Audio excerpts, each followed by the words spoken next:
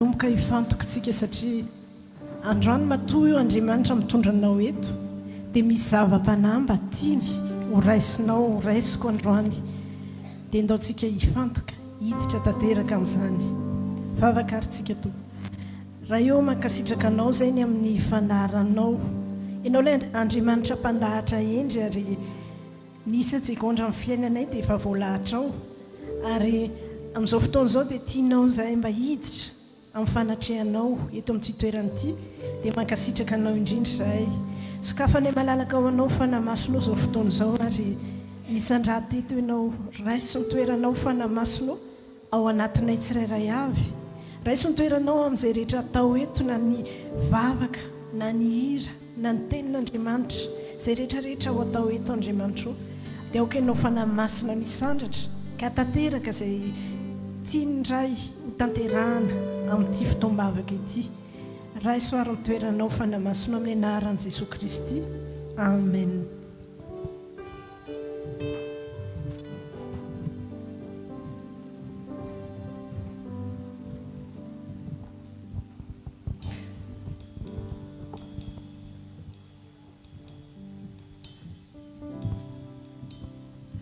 Dia mbola faly miarabanao indray ry havana tonga eto amin'izao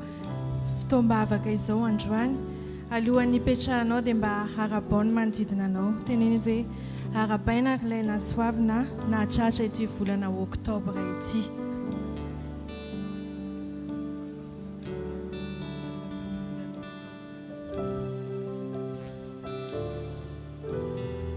Afaka mahazo toerana ianao tompoko. Ty volana oktobra ty ry havana dia volana 10 amin'ny taona. Raha ny dikan'izany isa 10 izany dia isa midika fahafenoana, isa feno. 10 toy ny ratsan-tanana 10, 10 toy ny ratsan-tongotra 10. Amin'izao volana oktobra izao dia tena efa ao anatin'ny taontsika efa feno ny taona satria raha ny volana 2 ambiny no jerevantsika dia efa atsoatsika dia efa hiteny hoe hifarana ny taona, hifarana sady ny taona rehefa tonga ny farany taona. Amin'izao volana izao dia afaka manao jeritodika tsika ry havana amin'izay rehetra nandalo teo amin'ny fiainantsika. Ary mino tsika rehetra fa tena teo ny fitiavan'Andriamanitra tsika. Tena tian'Andriamanitra tsika satria na inona zavatra nylanaovantsika dia teo foana izy. Na inona zavatra nataontsika dia teo foana Andriamanitra. Hoy ny tenin'Andriamanitra ao amin'ny Jaona 7:7 haitsika loatra fa vakiako amin'ny teny français manao hoe amin'ny anaran'i Jesosy: car Dieu a tant aimé le monde qu'il a donné son Fils unique afin que quiconque croit en lui ne périsse point mais qu'il ait la vie éternelle. Amen. Tant les verbes adverbes de quantité no resantsika eto. Izany tao izany ry havana dia midika tsy voafaritra, tsy voatanisa, tsy afaka isainao. Ny fitiavan'Andriamanitra dia tsy voafetra. Ny fitiavan'Andriamanitra anao tsy voatanisanao. Ny fitiavan'Andriamanitra anao dia tsy afaka voaisanao. Izany indrindra ry havana no andeha hisaorantsika azy androany. Andaontsika tena hisotra ny Tompo hoe Tompo, misaotra anao fa tsy voaisako ny fitiavanao misaotra Tompo fa tsy afaka ho tanisaiko eto ny fitiavanao Andeha androany hi-reconnaître indray mety efa ny reconnaître ianao omaly fa tena tian'Andriamanitra, fa andao androany mbola amerina indray hi-reconnaître hoe Tompo, fitiavanao dia tena tsy haiko azavaina. Andao vavaka toy izany no ataontsika ry havana tena teneno mihitsy hoe Tompo, tsy afaka ho azoko mandrakizay ny fitiavanao hoe ahoana, tsy afaka ho tanisaiko mandrakizay ny fitiavanao hoe fa maninona, fa androany Tompo tonga anaiky fa tena tsy ahy ianao.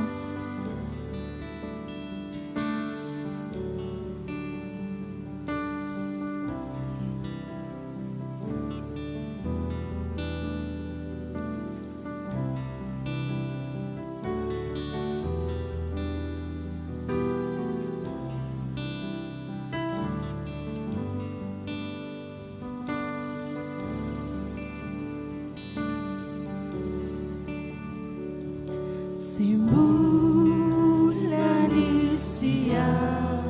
dia fanutiavinao ny ampahapofonaiko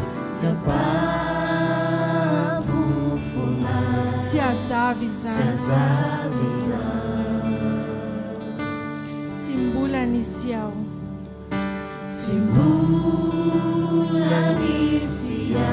dia efa tsitianao tsy haiko hoe nahoana raha tsy teo ianao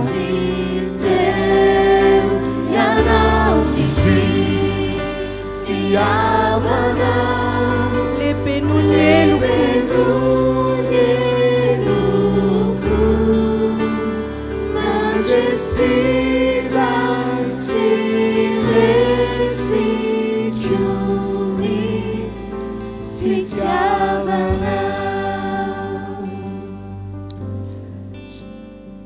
tianao loatra Andriamanitra ry havana araka ny tenin'Andriamanitra ao amin'ny Marka 5:5 manao hoe fa izy mampiposaka ny masoandrony amin'ny ratsy fanahy sy ny tsara fanahy ary mampilatsaka ny ranon'orana amin'ny marina sy ny tsy marina. Ninona toetranao ry havana, ninona fomba fiainanao, ninona fahaizanao sy fahalalanao na fahendrenao, ninona koa mety hoe ditra nataonao dia Andriamanitra tianao foana. Andao androany isaorana izany fitiavan'Andriamanitra izany, andao hisaotra azy hoe Tompo misaotra anao aho fa tsy nahilika aho, tsy mba narianao aho tompona tao anatiny tsy fahaizana azany na tao anatiny ditra azany dia tsy nanary ahy ianao. Raha nitoetrako Tompo tena tsy mendrika anao aho, raha ny fomba fanaoko Tompo dia tena mbola manamavo ny anaranao. Kanefa Tompo tena tsy ahy loatra ianao. Na zao fiangonana zao fotsiny azan Jesosy dia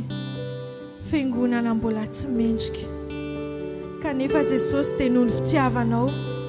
dia mbola natsanganao zao fiangonana zao. Raha zao ekipa rehetra izao mbola miasa ho anao na ao anaty tsy fahamendrehana azany maha olombelona anay, Jesosy eo mbola natsonao izay hanompo anao. Misaotra Jesosy amin'izany fitiavanao anay izany. Fa afaka toy izany andeha ataonao hoe misaotra Jesosy fa ninona toetrako, ninona fataoko dia tianao foana, ninona ota nataoko, ninona heloka nataoko dia tianao foana.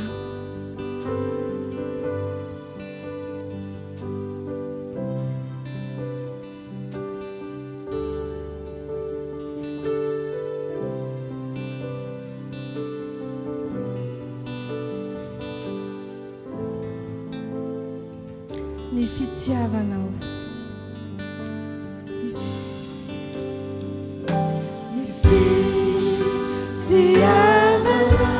lehibe noho ny otako,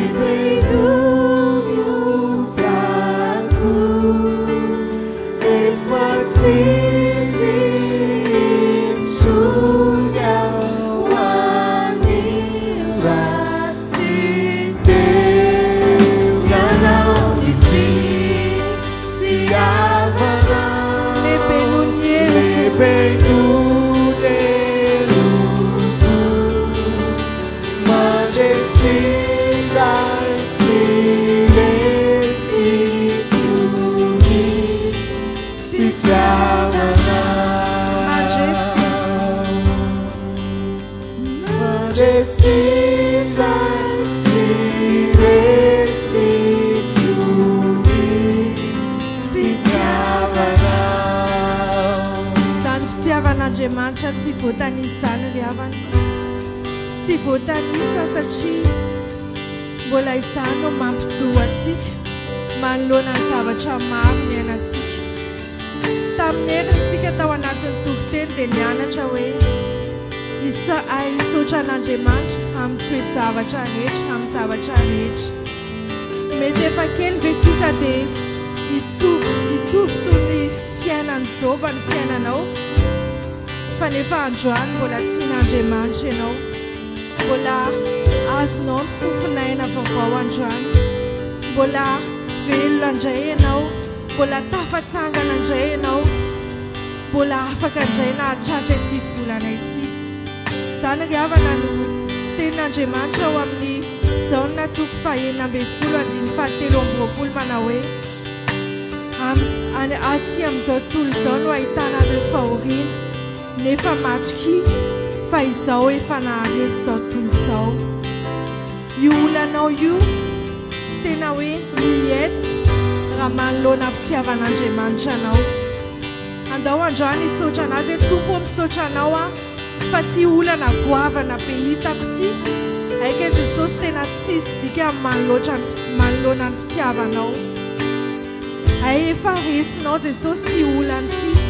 ary fantatro fa hampandresy ahy ianao Jesosy ninona olana ananako io ady lalovanao io ady ao atokantrano ve ady any ampiasana ve mety hoe manana ady mihitsy ianao any amin'ny tribunal ary mety koa misy amintsika mbola ao anaty ady mba hahazoana taratasy ahafahana hipetraka eto a France efa resin'i Jesosy daholo zany rehetra zany ry havana hampandresy ianao izy fa ianao androany mila mahay misaotra azy androany ianao mila matoky azy amin'ny fonao rehetra fa izy hampandresy ianao amin'izao fotoana izao tsisy miafina antsika fa ao anatin'ny ady ny firenentsika manoloana izany indrindra ry havana dia andao ny fitiavan'Andriamanitra no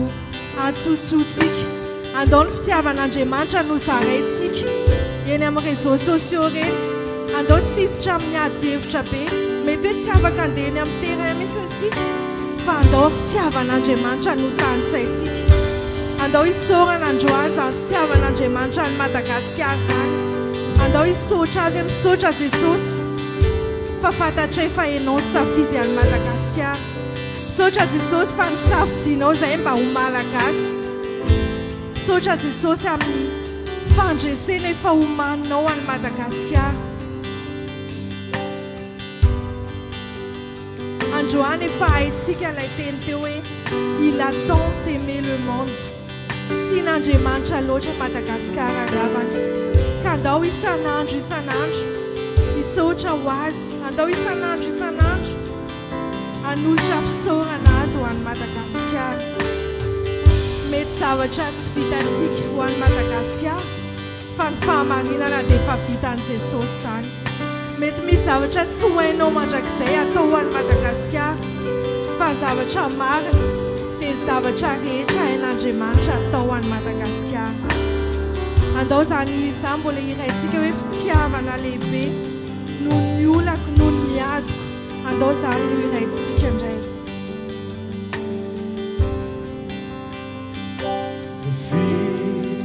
fitiavana lehibe noho ny olako efa tsisy intsony ao anila tsy tenanao ny lehibe noho ny ady lehibe noho ny adiko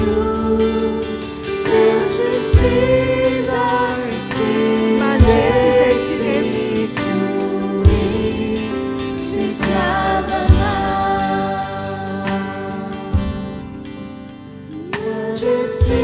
izay tsy resy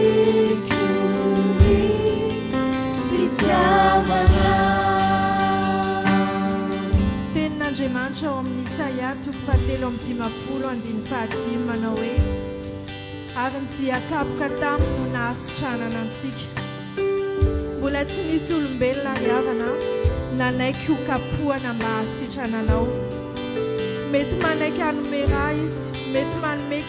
manaiky hanome don d'organe izy fefa zava-dehibe zany fa mbola tsisy nahafony aina ankoatran'i Jesosy Kristy mba hamonjena anao noho ny fitiavany dia vitan'izany ho atsika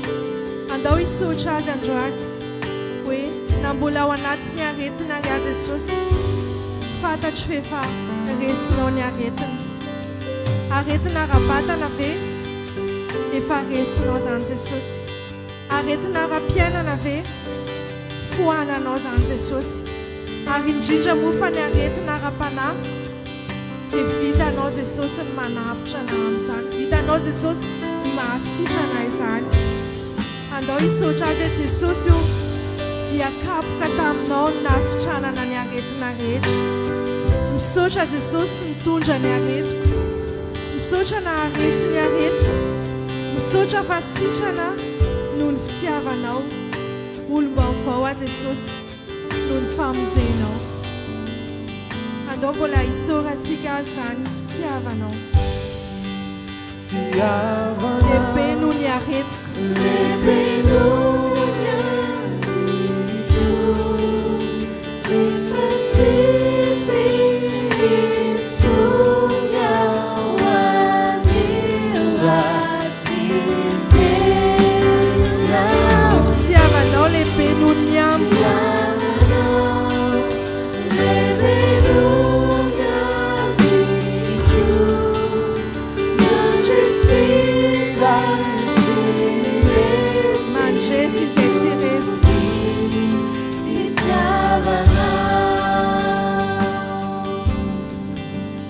precisa se resicuni fitiavana raha sitraka ao ry havana dia andao eo mpisanganana anao izao vavaka izao itsika misaotra Jesosy fa maty noho ny fahotako ianao raisiko ny famelan-keloka misaotra Jesosy fa nokapohina anao noho ny aretiko raisiko ny fanasitranana misaotra Jesosy fa nataonao mahatry ianao mba ho ahy raisiko ny fanambinana misaotra Jesosy fa natao tsinotsino ianao fanavotana raisiko ny fiainana feno fahatsarana ao aminao misaotra Jesosy amin'ny fitiavanao misaotra amin'ny zavatra rehetra andao averintsika hatrany amin'ny voalohany irariavana Maria Stefano Tiavinao Apufuna Tiazaveza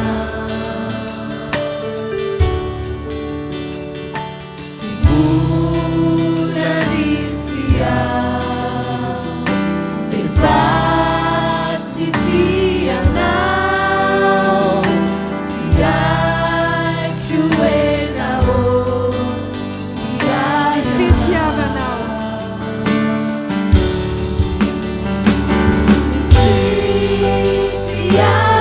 Tiavanao Lebenuno Taku Efatisi Itsunyawani Ratitemianau Tiavanao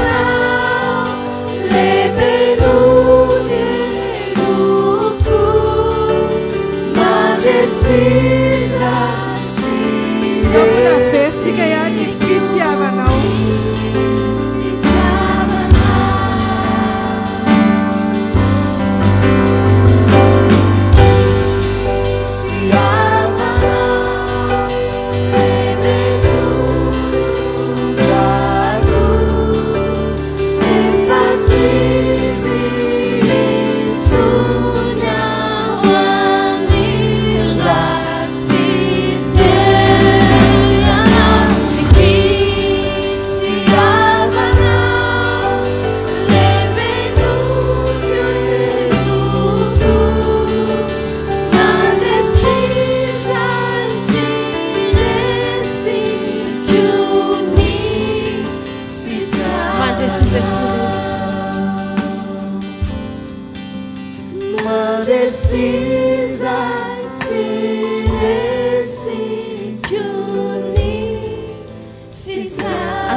avertsika ihany mandresy tsy resiko tokoa Mandresisa tsy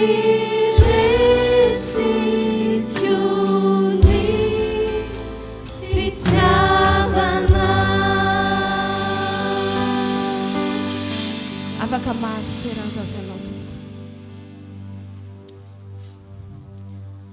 Genesis 2:7 miteny amin'ny anaran'i Jesosy hoe ary vovon-tany no namoronan'i Jehovah Andriamanitra ny olona ary nofofony ny fofonaina mahavelona ny favorona dia tonga olombelona izy. Vovon-tany ozy izy ny tenin'Andriamanitra namoronan'Andriamanitra asy ianao. Ny tenin'Andriamanitra ry havana dia miteny hoe avy amin'ny zavatra kely sady ratsy indrindra namoronan'Andriamanitra asy ho anao fa nomeny nampifofony fofonain'Andriamanitra tsika dia lasa olombelona. Dia ny fofonain'Andriamanitra resahan'ny tenin'Andriamanitra io dia ny fanahy masina.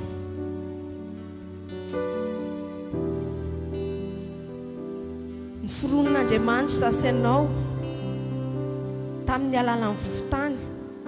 fa indrindrindra tamin'ny alalan'ny fofonain'Andriamanitra, tamin'ny alalan'ny fanatrehany fanahy masina, tamin'ny alalan'ny fisian'ny fanahy masina.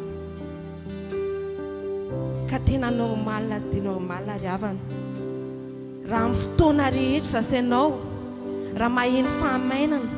raha maheno zavatra tsy araka ny eritreretintsika dia miantsoantso ny fanatrehany fanahy masina. Amin'izao fotoana izao azy dia manasanao hiara hivavaka sasanao. Satana dia manandrana mampiditra ny fofonainy koa ny anatintsika amin'ny fotoana rehetra.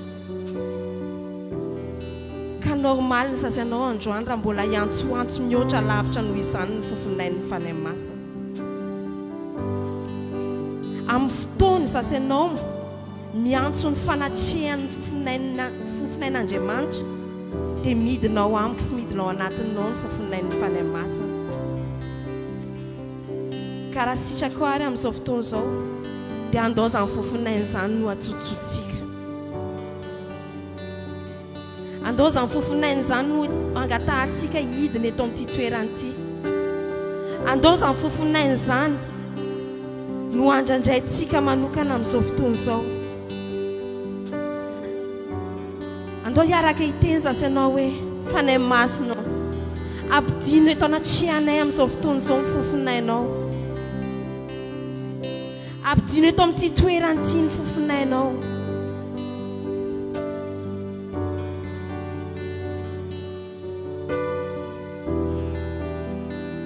Fa azo hery ianareo amin'ny ilatsahany fanahy masina aminareo. Fa azo hery ianareo amin'ny ilatsahany fanahy masina aminareo.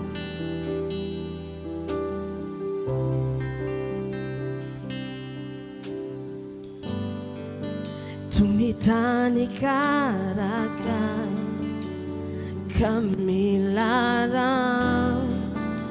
mangetaetanao leranunurani fanay maniry mafyanao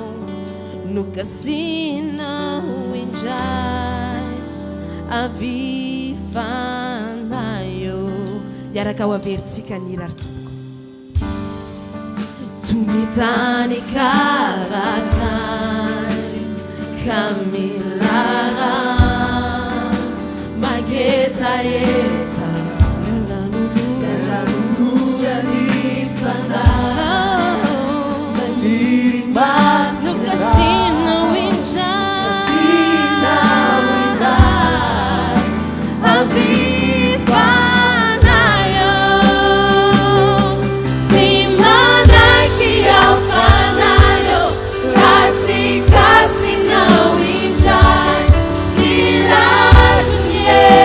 Now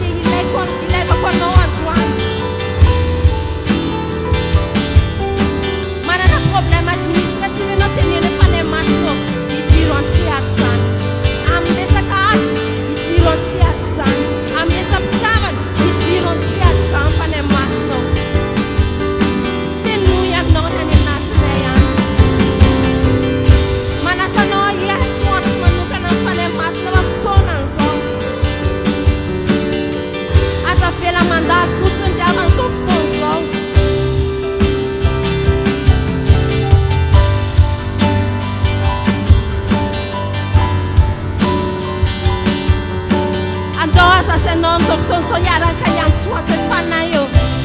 fanahy eo avy fanahy avy fanahy eo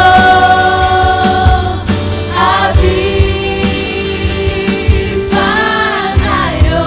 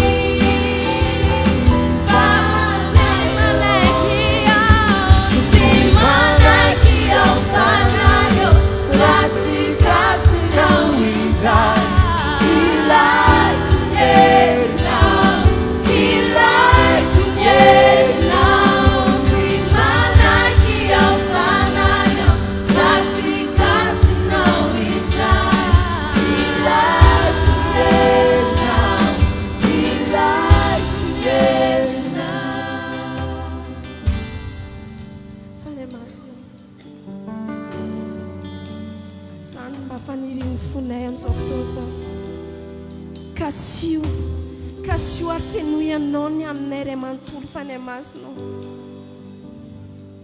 raha hiditra ao anatin'izao volana vaovao zay zao fanay masinao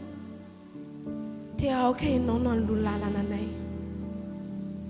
raha hiditra ao anatina projet vaovao zay fanay masinao ty volana vaovao ty dia aoka ianao no lohan'izany zavatra rehetra zany ninninona kasainay atao ninninona projet rehetra irin'ny fonay sy ny tontolo mpiainanay atao dia aoka ianao no lohan'izany fanay masina tena tsy anaiky izay fanay masina ka sy ho hatrany ny tontolo mpiainanay ka sy ho hatrany ny lafim-piainanay rehetra ka sy ho hatrany ny mombamomba anay rehetra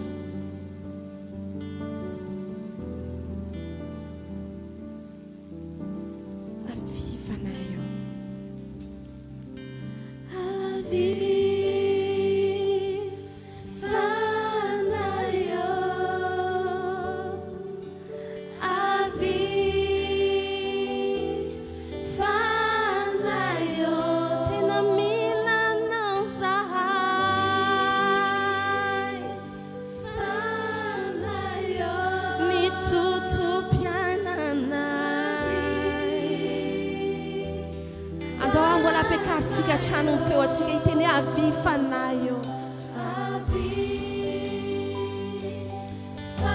fanay masina androany zay raha miantsoantso anao tsy hoe amin'ny fahazarana fotsiny tsy hoe satria tsy maintsy zay satria ao anatin'ny fotoam-bavaka toy izao fa miantso anao zay satria mila anao izahay mila anao mombamomba anay rehetra mila anao tontolo mpiainanay rehetra mila anao projet anay rehetra fenoy anao zay fanay masina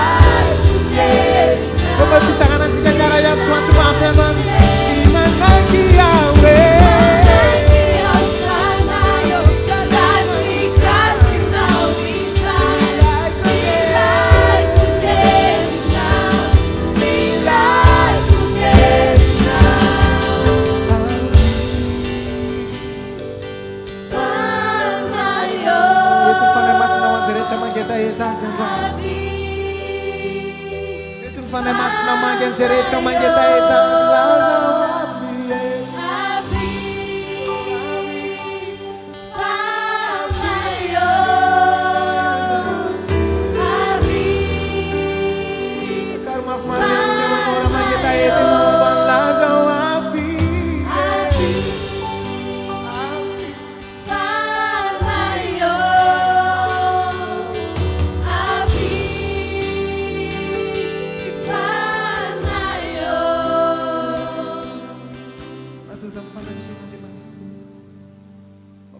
manokana ny tantara le vehivavy anake tsy hitrana andritra fotoana maro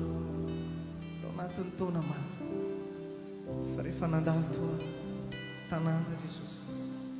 dia nampiasa moyen rehetra sy hoe ataovy izay ataonareo fa na isinina eny na isinina eto na isinina tsy maintsy mahakasika ny lambany etaeta tahaka an'izany hitan'Andriamanitra faniriana lalina tahaka an'izany hitan'Andriamanitra raha manatrika antsika tokoa ny fanahy masina androany tiako mba etaeta anankiray ny hitany androany dia etaeta tahaka an'izany nafoy zavatra be da be anao tonga eto androany nafoy ankonana nafoy adidy aman'andraikitra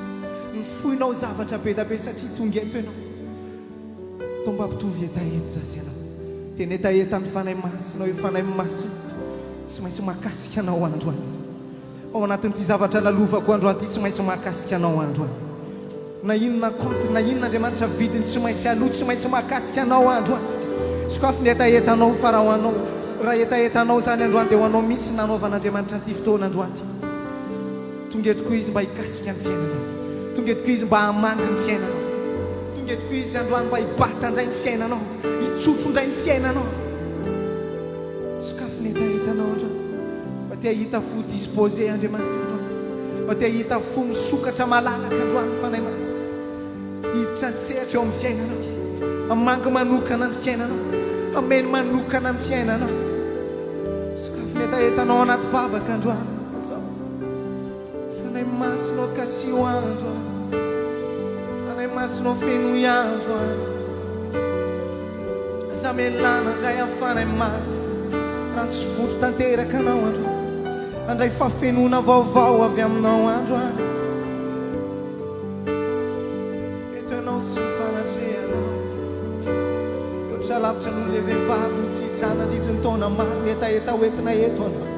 tsy maintsy mahakasika anao tsy maintsy mahakasika anao tsy maintsy mahakasika anao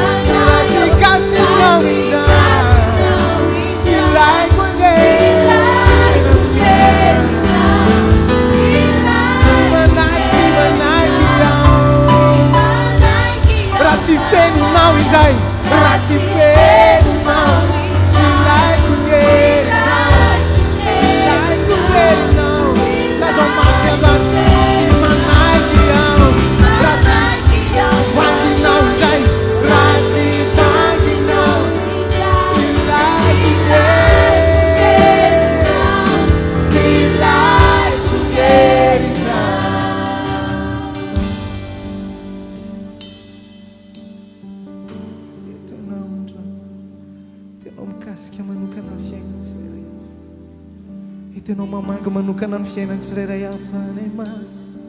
hitanao sy ny fofinainao androany ny fofinaina mitondra fahavelona fanahy masina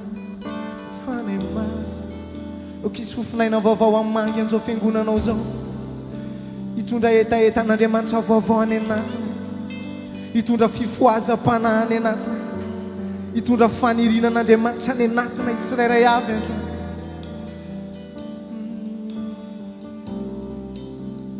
toerana moramora zasy tsorabatsika amin'ny fifantolontsika andro anatin'ny fanatrehany fanahy masina midiratsika lalindalina ao anatin'ny fanatrehan'Andriamanitra nytika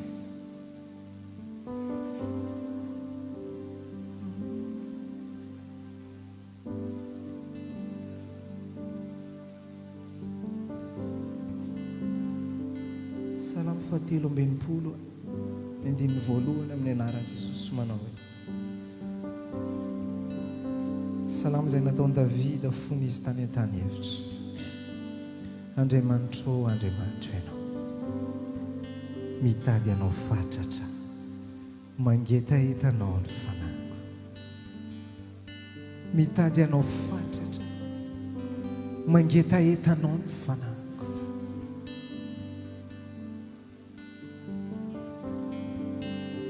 Sany fahatsapany zany androany midira antsika lalidalao fanatrian'Andriamanitra amin'ity androany ity.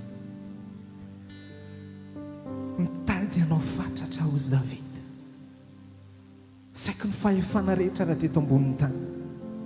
Fantatsika loatra. Ohatry ny ahoana ny tantaran'izany Davida zany. Ny fahefana sy ny toerana ny klasen'ny fiarahamonina azy. Fa malgré an'izany rehetra izany dia hozy hoe tompo, any anatiko any matsiaro ohatry ny tany maina sy mangeta. Misy fahamainana misy zavatra tsy ampy foana any anatiko. Na dia ananako ary ny zavatra rehetra, na dia ananako aza ny fahefana rehetra, na dia mipetraka eo ambony fibaikona faratapony aza. Fa hozy Davida hoe mangetahetanao ny fanahiko. Misy vita ao anaty fanahiko, misy fahabangana ny anaty fanahiko, misy tsy fahampiana foana ao anaty fanahiko. Na dia momena aza ny zavatra rehetra,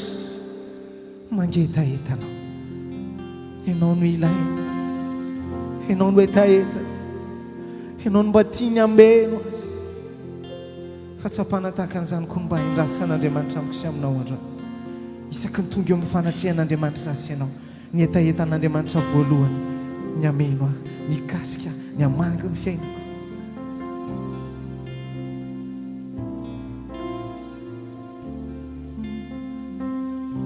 Nandra-pahatonga an'Andriamanitra convaincu tanteraka na nolona ny olona rehetra ny forona.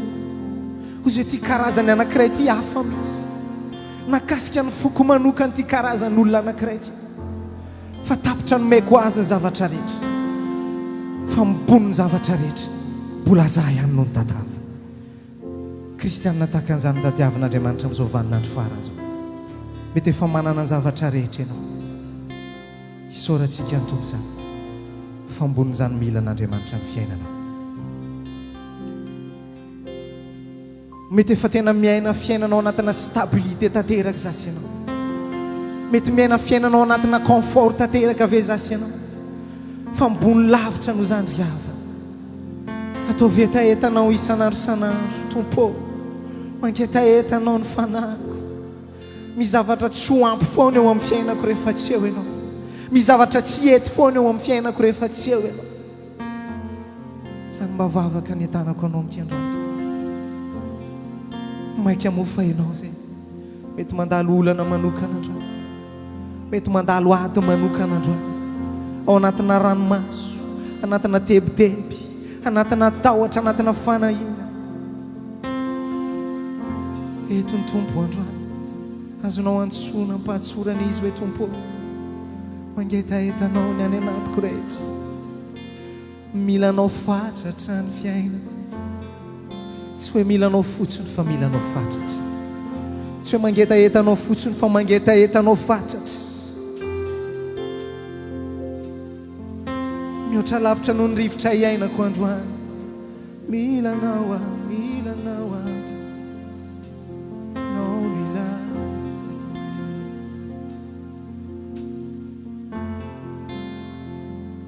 Lay rivotra iainako,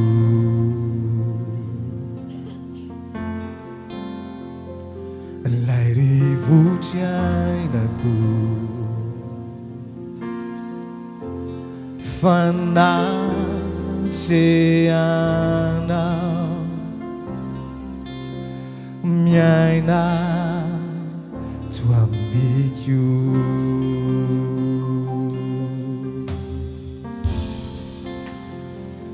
Ny anino aiany,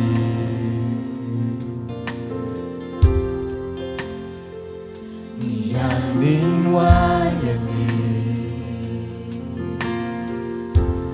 reo teny amin'ny teny mety anao avetsika hatramin'ny voalohany hira androany atao ilaza hoe ilay rivotra iainana kofiankofy fanetona fiain'Andriamanitra androany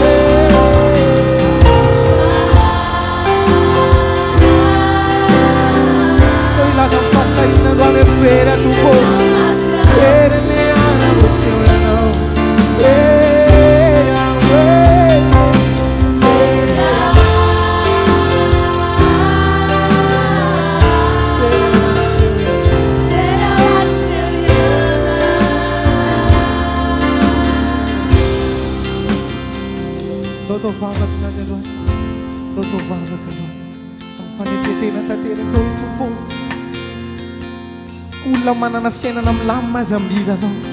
olona manana fiainana azo lazaina hoe lavitra ny olana aza mila anao mainka fazandroany Andriamanitra beda be ny zavatra mbola mety mampitomana beda be ny zavatra mbola mitondra ady saina ny anatiko any mila anao tena mila anao loatra ny fiaina mangetaetanao loatra mila anao fatratra ampitovavaka amin'ny Davida mila anao fatratra mangetaetanao mafy ny fanana mangetaetanao mafy ny fanana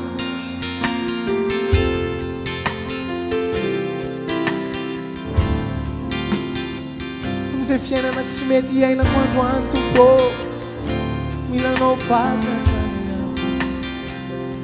amin'ny fiainana mety mbola tsy mahafinaritra lalovanay androany mila anao fatratra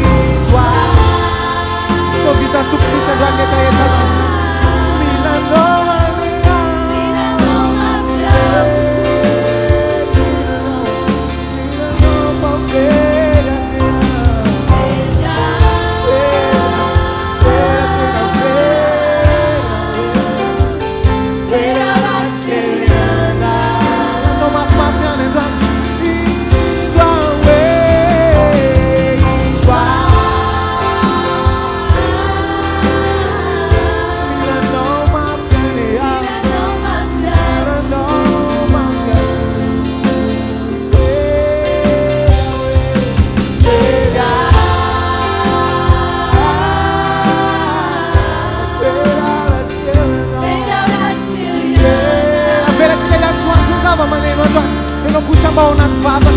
hoentiny aminao rehetra androany lazao hoe very zay mianakavo raha tsy eo ianao very miasako Andriamanitra raha tsy eo ianao tsisy azo antenaina amin'ny fiainako raha mbo tsisy ianao tsisy azo antenaina ny hoaviko raha mbo tsy eo ianao samy mahatonga ilaza sy antsoantso androany hoe milanao ma milanao mafy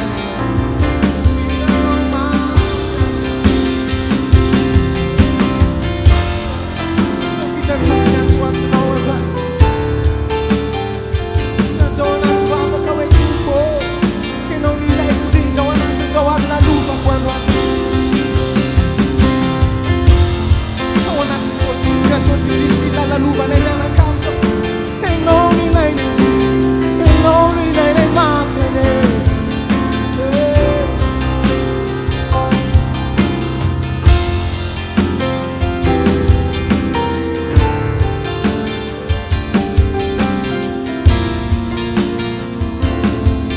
Yotsika fotsiny ary la indroa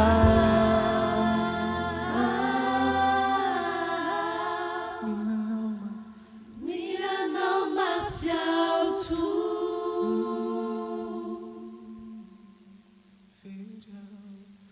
Veja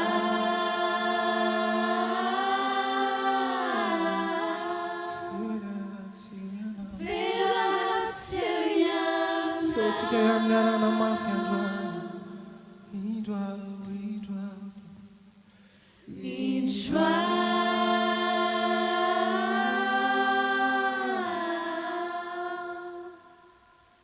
Milanao mafiautu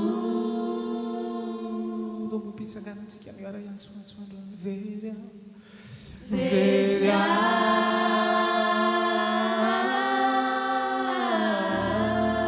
vera miaraka amin'izava maneno rehetra androany mbao miara iantsoantso mafy indroa hoe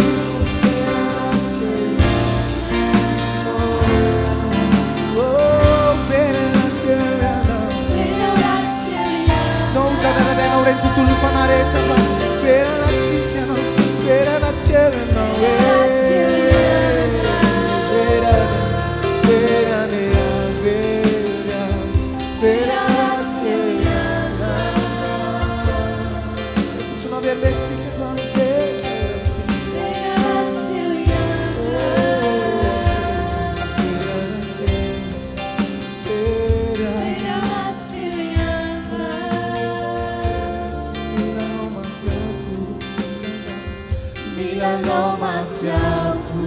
Serecha Milanao mafiautu Milanao mafiautu I'm lost without you, Lord. I'm lost without you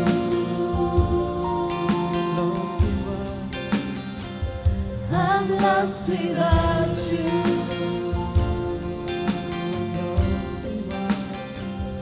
I'm lost without you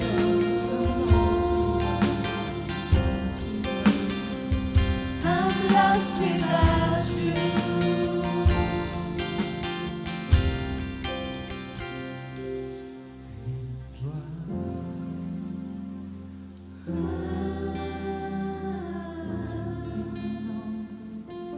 Milanao mafiautu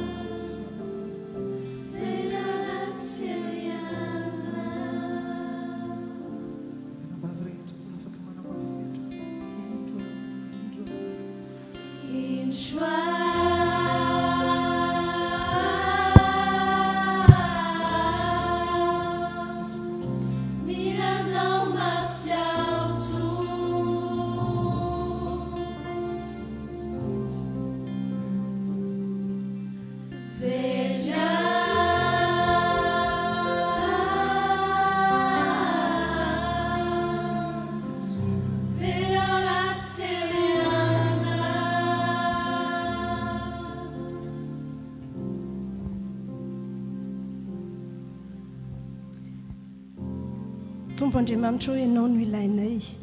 zao rehetra zao dia mety miovaova ny olona koa mety miova fa ianao rery no tena ilainay ianao ilay andriamanitra tsy miova fa andriamanitra matoky hatramin'ny farany misaotra anao izay andriamanitra raha manana anao ho andriamanitray ary misaotra anao fa tsy nijery anay tsy nijery anay tamin'ny tsy fahataterahanay ianao fa nijery anay araka ny famindraponao androany ihany koa dia maneho famindraponao aminay ianao maneho fitiavanao aminay ianao dia alefanao ny teninao mba hanazava ny lalanay mba ho fitahiana ho anay ara-panahy sy ara-piainana sokafany malalaka ho anao ary fanamasinao ny fizarana ny teninao ary ny fandraisana ny teninao aoka ianao no hiasa ao anatin'ny fonay tsirairay avy mba ho tonga tany lonaka aniriny ny teninao ny fonay dia hitondra vokatra hitondra fitahim-panahy hitondra fitombona ara-panahy ary fitahiana amin'ny lafim-piainana rehetra ny teny izay omenao anay anio amin'ny anaran'i Jesosy Kristy amen. Afaka mipetraka tsika tompo.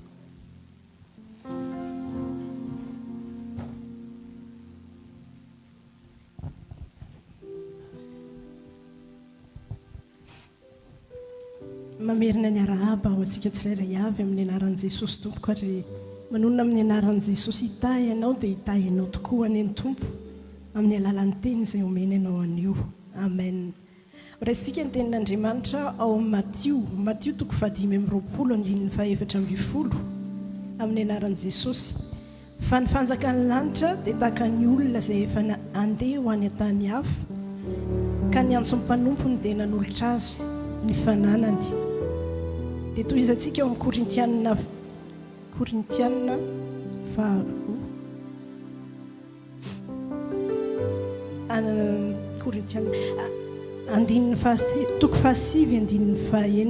amin'ny anaran'i Jesosy. Fa izao no lazaiko izay mamafy kely dia kely no jinjainy ary izay mamafy be dia be koa no jinjainy. Ray masino manamasinana ny fahamarinana fa ny teninay fampitenao fahamarinana amen. Taridalana omen'Andriamanitra antsika ry havana amin'ity volana oktobra ity dia ny hoe mamafy misimisy kokoa mamafy mihoatra ary mamafy amponoana. Tamin'ny volana lasitsika dia nampianarin'Andriamanitra mba hamafy fa amin'izao volana oktobra izao dia antsoin'Andriamanitra tsika ary ho ampianarina hamafy misimisy kokoa hamafy mihoatra ary hamafy amponoana amen. Averina foana ry havana fa izay asain'Andriamanitra ataontsika ka ataontsika dia izay no hitahiana antsika izay no hanambinany antsika ary izay no hanokafany varavarana ara-panahy sy varavarana amin'ny lafim-piainantsika rehetra raha ohatra ka ataontsika taridalana izay omeny. Raisitsika mandritra nyity volana oktobra ity izany taridalana izany alohany hidirantsika lalina dia mba te hisarika ny sainao aho hoe ho avy tsy ho ela Jesosy. Azonao tsara ve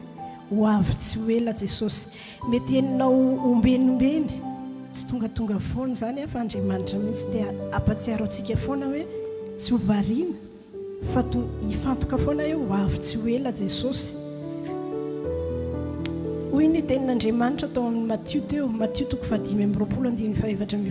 fanjakan'ny lanitra dia tahaka ny olona izay efa andeha ho any an-tany hafa ka ny antso ny mpanompony dia nanolotra azy ny fananany. Fanoharana nataon'i Jesosy io ny amin'ny fanjakan'ny lanitra dia hoy ny io fanoharana io dia fantatritsika tsara angamba fanoharana momba ny talenta hoe nomeny le tompony nanome talenta ny anankiray nomeny 5 ny anankiray nomeny 3 ny anankiray nomeny ny anankiray nomeny 2 ny anankiray nomeny 1 dia any amin'ny Matthieu 5:20 toy an'ilay fanoharana dia hoe ary noho ny ela dia tonga ny tompon'ireo mpanompo ireo ka nampilaza azy ny amin'ny volany manome talenta atsika Andriamanitra, manome zavatra atsika Andriamanitra. Ary anisan'izany a fanomezana omen'Andriamanitra atsika ny tenin'Andriamanitra tahaka izao dia isan'ny talenta omen'Andriamanitra atsika. Ho avy tsy ho ela Jesosy, ary rehefa tonga izy a dia tahaka an'ity olona nanankina tompo anankiray, nanankina ny fananany tamin'ny mpanompony reto, dia ho avy Jesosy a, ho avy izy dia anontany asa ianao izy hoe nataonao ahoana le teny nameko anao. Ho avy izy tahaka an'ilay tompony reto mpanompo reto. Raha fantatritsika, mino fa fantatrao ilay tantara hoe le nomeny talenta 10 a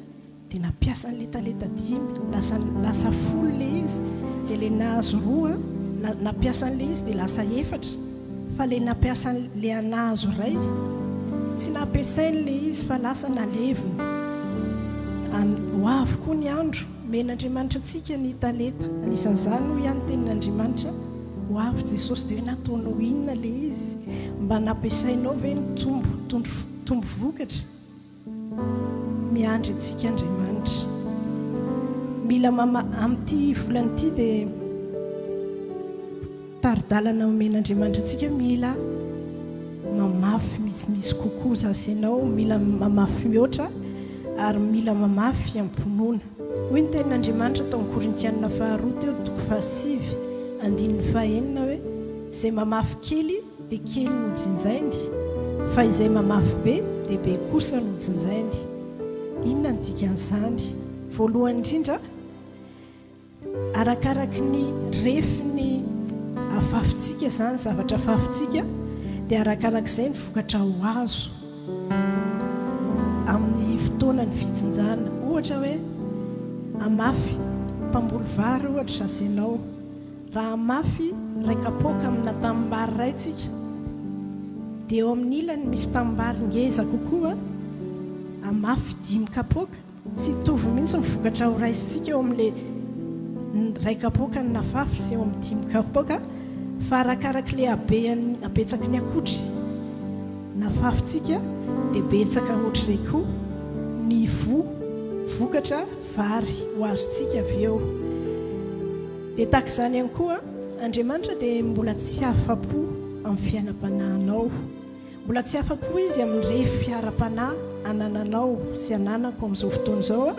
fa mbola tiany zasy ianao hoe amafy misimisy kokoa, amafy mihoatra ary amafy ampinoana ho amin'ny ara-panahintsika,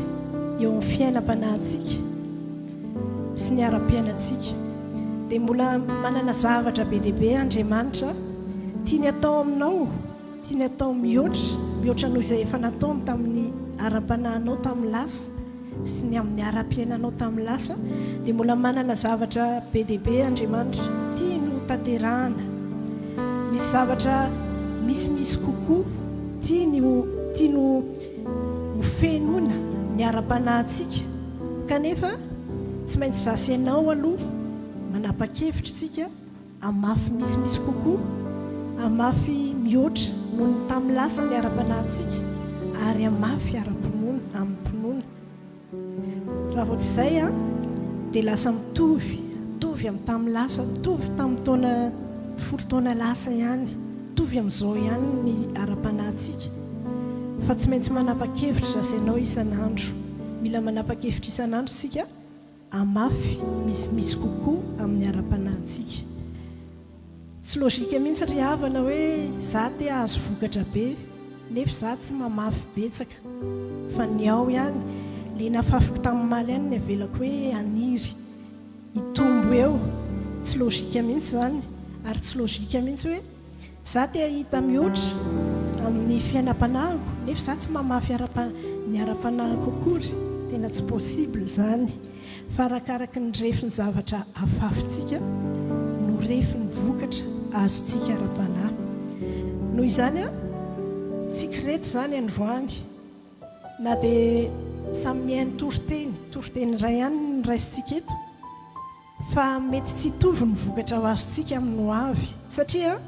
misy amintsika zao dia mandre an'izany dia tonga dia miazakazaka tonga dia mamafy misimisy kokoa, miezaka mafy amafy misimisy kokoa sy mihoatra noho ny tamin'ny lasa. Fa mety misy hoe mihainy fotsiny fa tsy hanatanteraka an'izany dia tsy hitovy mihitsy mivokatra ho raisitsika, ho azontsika amin'ny ho avy. Inona ny atao hoe mamafy misimisy kokoa? Ny atao hoe mamafy misimisy kokoa dia misy zavatra mihoatra noho ny tamin'ny lasa no afafinao. Raisitsika ohatra akaiky hoe vavaka, tsy fantatra hoe firy minitra no vitanao isan'andro na adiny firy, fa isan'andro dia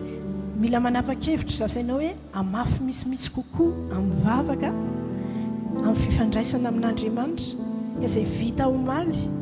dia na dia 2 minitra aza no atao mitombo. Mivavaka ohatra dia ataonao mitombo 2 minitra noho ny omaly, dia takizay hatrany isan'andro ampitomboina, manao misimisy, vavaka misimisy kokoa, fandray amin'Andriamanitra misimisy kokoa isan'andro. Ohatra ihany koa hoe mamaky baiboly, manana programme tsika hoe famakiana baiboly ao anatin'ny taona, misy toko anankiroa isan'andro no takian'Andriamanitra amintsika fiangonana. Fa isan'andro mety efa vitanao zay isan'andro, na mety mbola ray fotsiny vitanao taloha, fa apio ilay izy androany, apio isan'andro dia tsy vitany hoe mamaky fotsiny, fa mba amafy misimisy kokoa zasy ianao dia anokana fotoana kely indray tsika ao arinany hoe mamaky ilay toko roa, dia manokana fotoana kely hoe mba andalinana le tenin'Andriamanitra,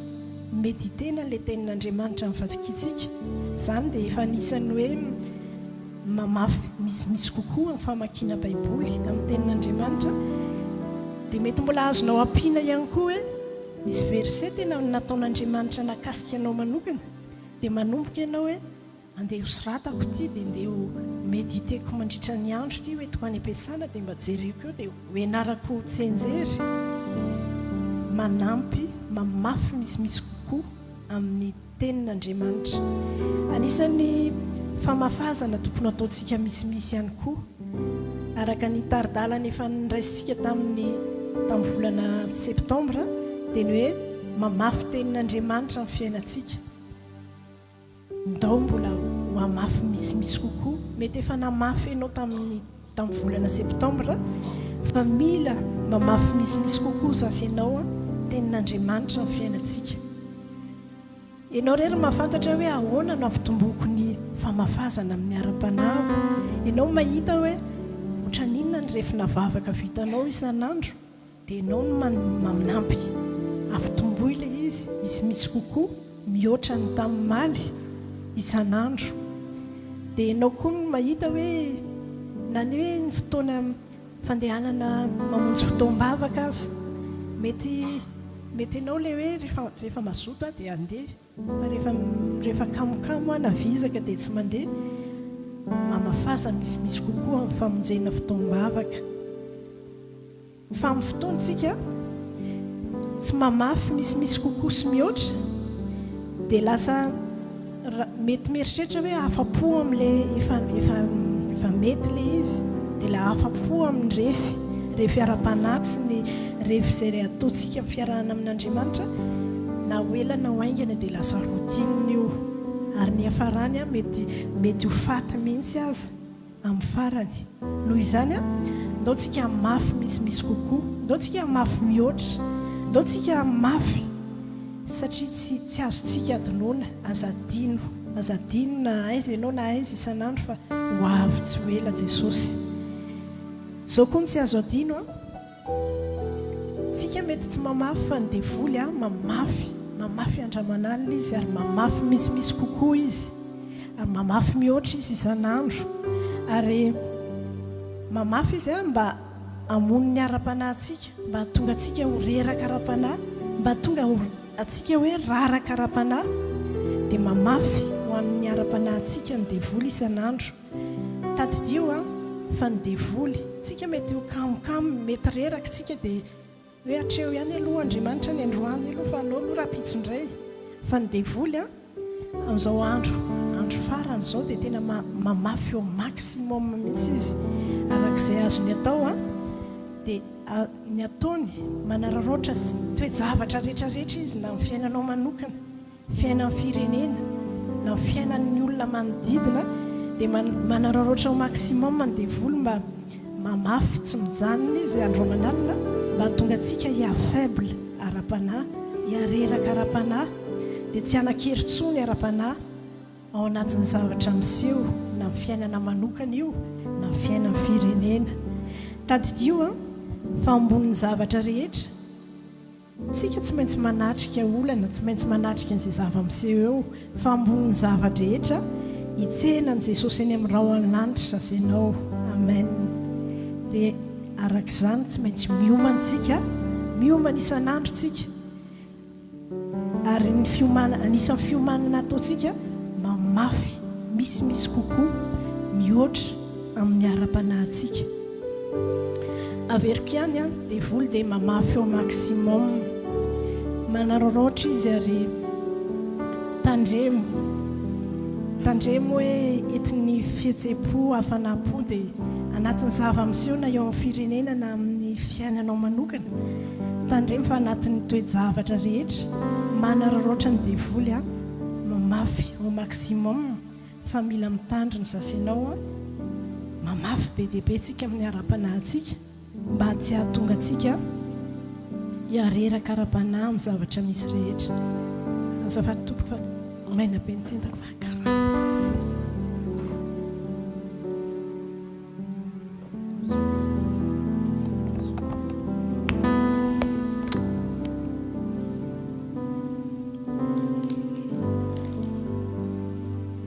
azafady tompoko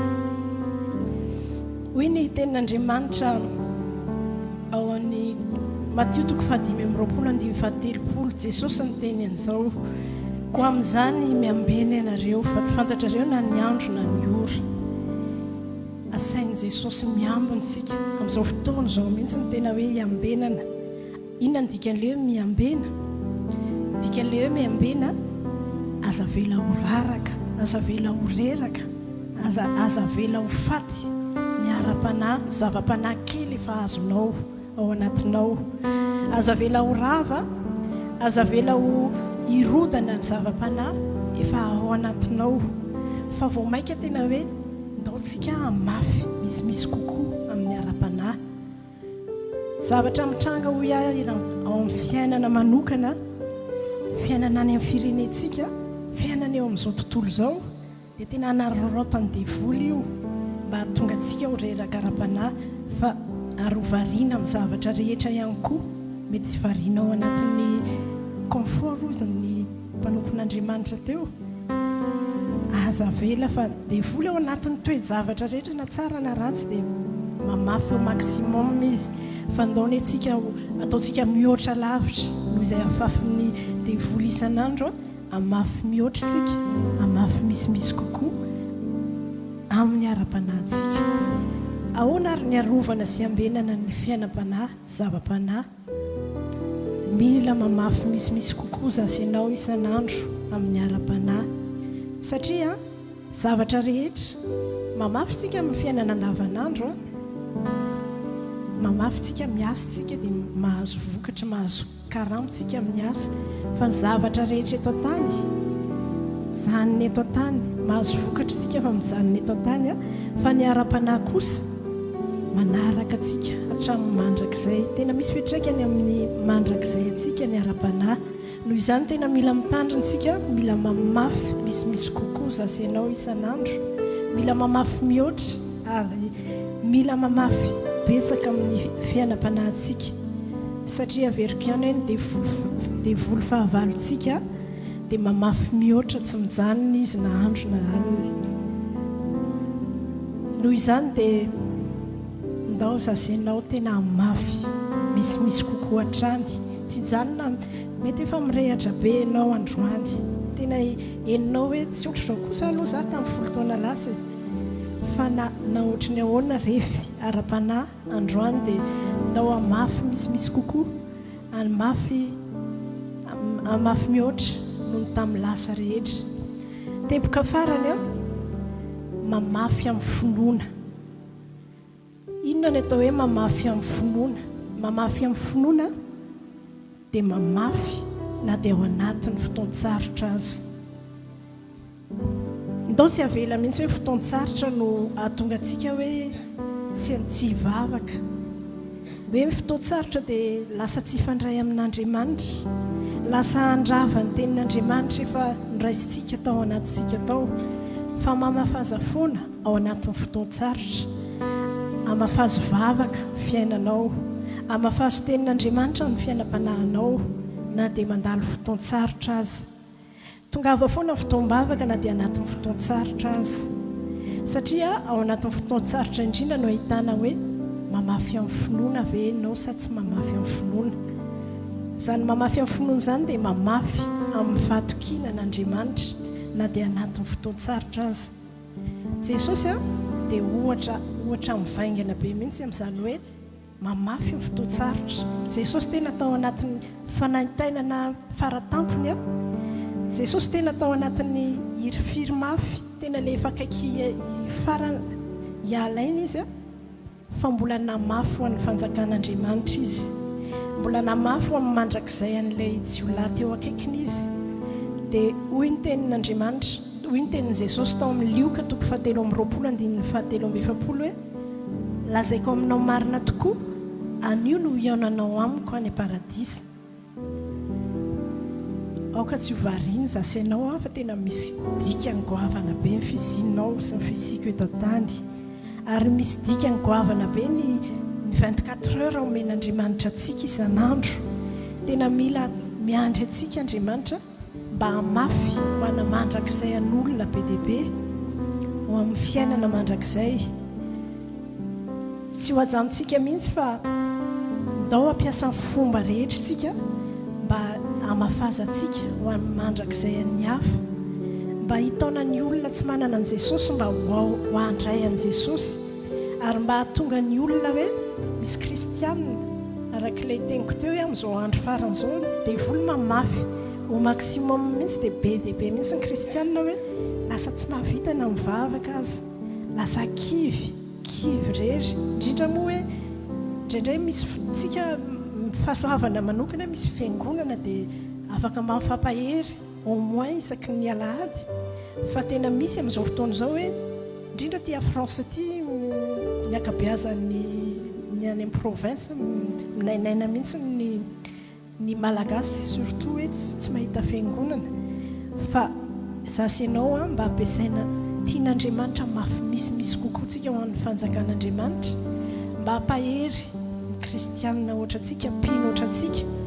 mba ahery ara-panahy amin'ny fisitsika eto an-tany.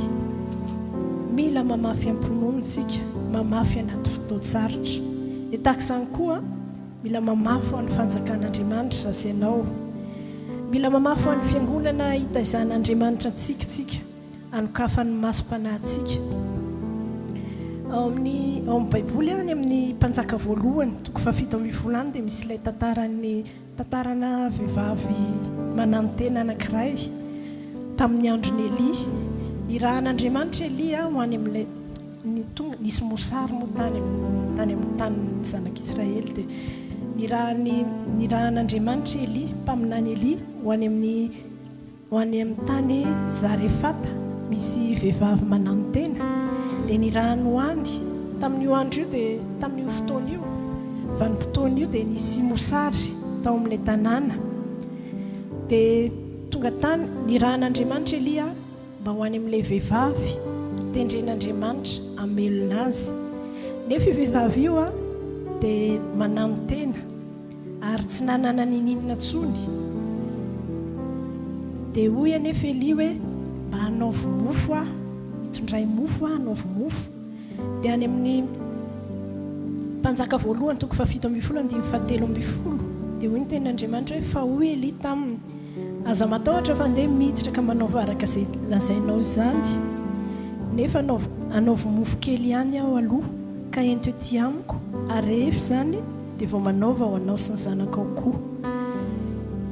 Le tany misy mosary, le vehivavy tena hoe mananotena, tsy nanana afa-tsy lafarinina kely sisa sy menaka kely kanefa dia nangatahany Eli mofo hoe anaovy mofo a tena zavatra sarotra be zany kanefa nanaiky any nanaiky ilay ramatoa satria hoy Eli tany any amin'ny 5:7 mpanjaka voalohany 7:7 fa izao nolazain'i Jehovah Andriamanitry ny Israely tsy ho laniny ny koba ao amin'ny barika ary tsy ho ritra ny diloilo ao amin'ny tavoara mandra-piavin'ny andro andatsahan'i Jehovah ranonorana amin'ny tany anaty mosary tena hoe fotoatsarotra ary tena hoe anatina fahantrana ilay vehivavy anatina fahasairanana efa lany ny zavatra rehetra saingy namafy izy nanao mofo izy ho an'ny Eli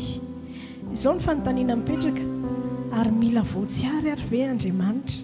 hoe maninona fa naninona tsy any amin'izay olona nanan-karena tao amin'ilay tanàna mba nan'ny rany Eli fa dia ary amin'ilay olona mahatra kely ery tsy nivaliny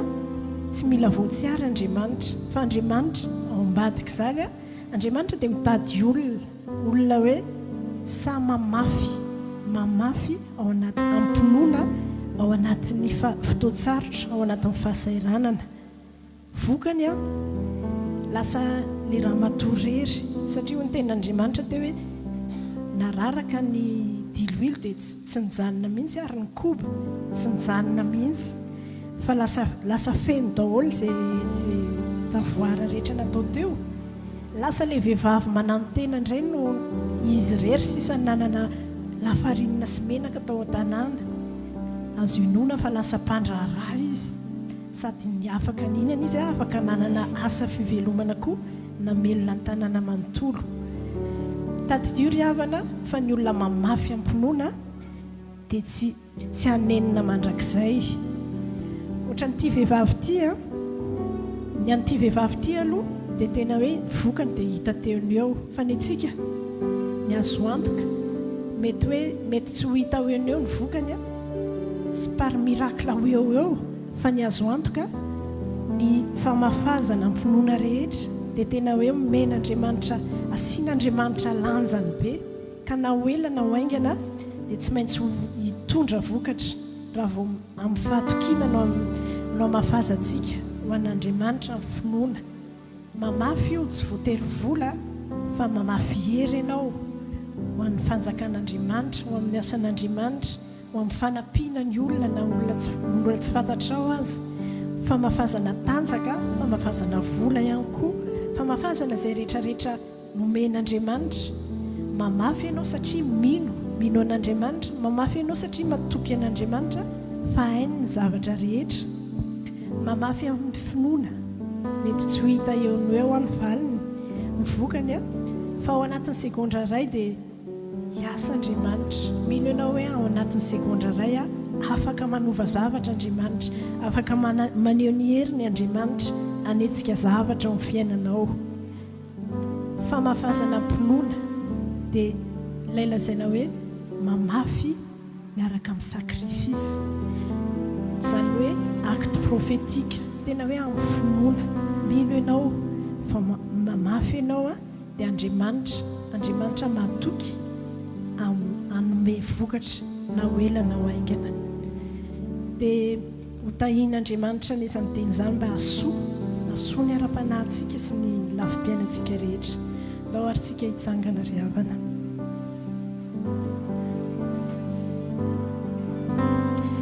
amin'izao fotoana izao ry havana dia hivavaka ho an'ny firenentsika Madagasikara tsika araka ny teny nampitondrain'ireo ray aman-dreny ao amin'ny FFKM dia ity alahady 5 octobre 2025 ity dia natoka ny fiangonana rehetra ho fitondrana mambavaka androm-bavaka ho an'ny Madagasikara dia androany zasainao amafy efa nomen'Andriamanitra antsika ny taridalana hatramin'ny volana septambra hoe mamafy ho an'ny tenantsika mamafy ho an'ny olona manodidina mamafy ho amin'ny fiangonana mamafy ho amin'ny firenena zasainao nanao an'izay any an-trano fa androany matokantsika mihitsy mivavaka ataontsika zao hoe ho an'ny firenentsika ihany miaraka miombavaka amin'ny FFKM any Madagasikara tsika sy malagasy ray manontolo ndao ary tsika hivavaka vavaka ho ataontsika voalohany a ndao hifony zazy ianao amarana ny vavaka fa ianao mihitsy tena hoe individuellement aloha tsika samy mitondra fifonana hoentin'Andriamanitra eto zazy ianao dia vavako sy ny vavanao samy mifona aloha tsika eo amin'ny malagasy rehetra.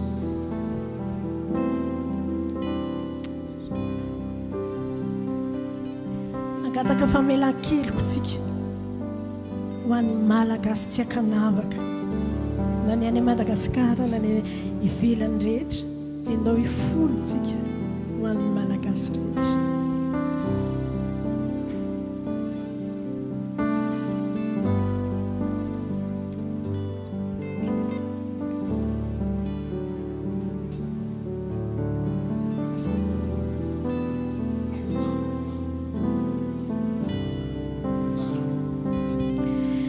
Jesosy eo enao ny fifonanay, enao ny fangatahanay famelan-keloko mifony zay Jesosy eo ho an'ny taninay, mifony zay ho an'ny malagasy rehetra manomboka amin'ny zoky indrindra hatramin'izany indrindra, mifony zay ho an'ny malagasy rehetra ao Madagasikara, mifony zay ho an'ny malagasy rehetra maneran'izao tontolo zao ndreto zay mitondra amboaram-bavaka fonana Jesosy eo mangataka famelan-keloka feno zay ho an'ny taninay, mangataka famelan-keloka feno zay Jesosy io ho an'ny malagasy rehetra tsy akanavaka manomboka aminay reto malagasy rehetra ny Madagasikara, malagasy rehetra eran'izao tontolo zao dia angatahanay ny famindraponao, angatahanay ny famelan-kelokao, angatahanay Andriamanitra ny fiantranao manokana ho an'ny malagasy tsy akanavaka naizanaiza misy azy ao Madagasikara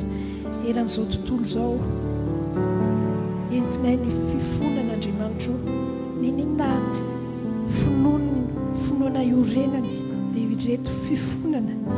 ho an'ny malagasy tsy vaky volo Andriamanitra amin'ny anaranao Jesosy Kristy dia angatahanay ny ranao Jesosy amin'izao fotoana izao mba anadio andrakotra anadio ny malagasy tsirairay avy any Madagasikara sy eran'izao tontolo izao angatahanay Jesosy eo ny ranao mba andrakotra ny firenena malagasy hatrany any avaratra hatrany atsimo any andrefana hatrany atsinanana oko rakofanao ny ranao Jesosy eo Madagasikara oko rakofanao ny ranao ny malagasy rehetrarehetra eran'izao tontolo izao naizanaiza misy azy mba anadio anamasina ary anamarina nay malagasy eo anatrehanao sy eo anatrehany tontolo ara-pana rehetra amin'ny anaranao Jesosy.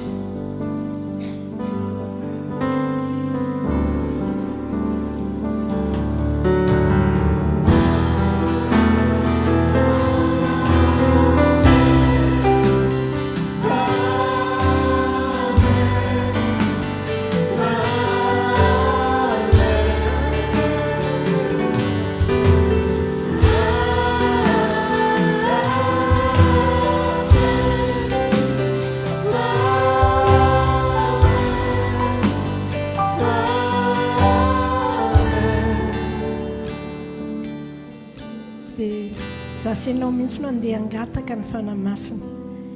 tsy misy mahay manova olona tsisy afaka mibebaka eo anatrehan'Andriamanitra raha tsy ny fanamasina no mampatsiaro antsika dia ndao mangataka zasy ianao ny fanamasina mba amangy malagasy tsirairay avy na ny ao Madagasikara zany na ny eran'izao tontolo izao ndao mahitondra amboaram-bavaka mangataka fanamasina mba hiasa mahery hiditra tsedra amin'ny fiainan'ny malagasy na ny any Madagasikara zany anisy ambatan'olona eran'izao tontolo izao.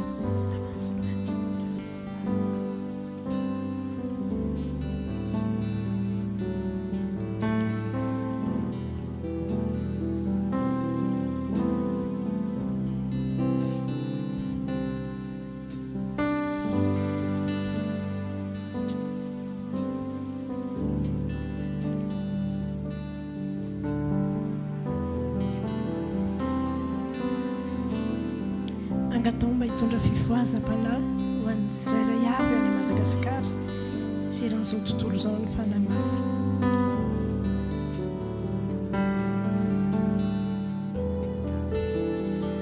fanamasino fa naniry anao fatratra izay teo anay fa amin'izao fotoana izao kosa dia mba ho an'ny malagasy rehetra, malagasy tsirairay avy any Madagasikara, malagasy tsirairay avy eran'izao tontolo izao no angatanay fa manginao manokana fanamasino, asanao manokana ao anatin'ny tsirairay avy ary mba hitondray fifoazam-panahy ao anatin'ny malagasy tsirairay avy fanamasino manomboka mizoky indrindra hatramin'izany indrindra na iza naisa toerana misy rehefa mbola malagasy amin'izao fotoana izao na any Madagasikara na eran'izao tontolo izao dia mba vangio manokana fanamasino mba esao manokana ary hitondray fifoazam-panahy ao anatinay tsirairay avy ho voninahitry ny anaranao reriany ny anaran'i Jesosy.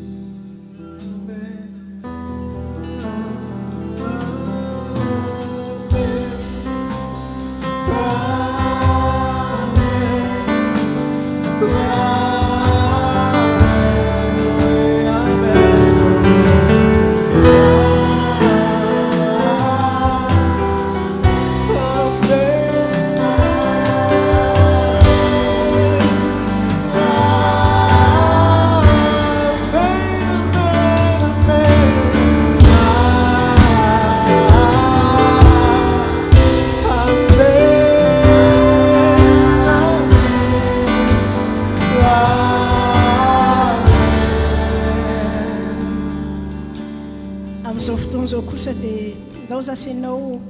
angataka fiadanan'i Jesosy mba hampanjakany eo Madagasikara. Jesosy dia efa niteny hoe fiadanako nomeko anareo, fiadanako avelako anareo. Tsy taka ny fanomeny izao tontolo izao, ndao izany fiadanana izany mba hangatantsika, ho tonontsika mba hamafy izany tenin'Andriamanitra izany sasina hoe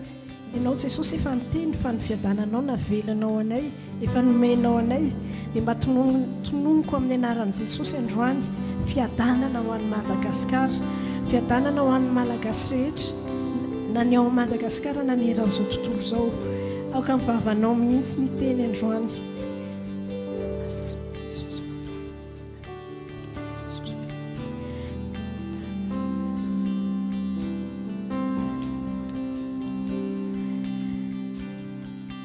Jesosy efa nomenao anay sy navelanao anay ny fiadananao dia amin'ny anaranao no hanononanay androany fiadanana ao amin'ny Madagasikara, fiadanana ao amin'ny malagasy rehetra isam-batan'olona isa-tokantrano na ny any Madagasikara na ny eran'izao tontolo izao. Voninahitra ao reriany eny izany Andriamanitra amin'ny anaranao Jesosy Kristy.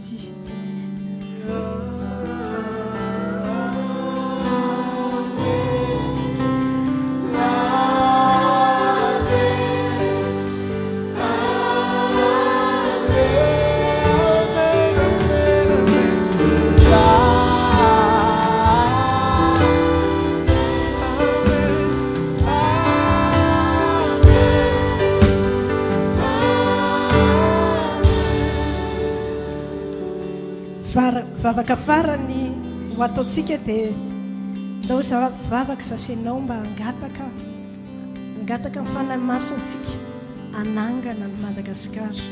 hangataka ny fanamasintsika anarina ny Madagasikara. Ninona ampotehany devoly nangalarany devoly tao amin'ny firenentsika dia androany hamafy zasenao amin'ny anaran'i Jesosy fananganana, fanarenana ho an'ny Madagasikara. Samy mivavaka tsika to.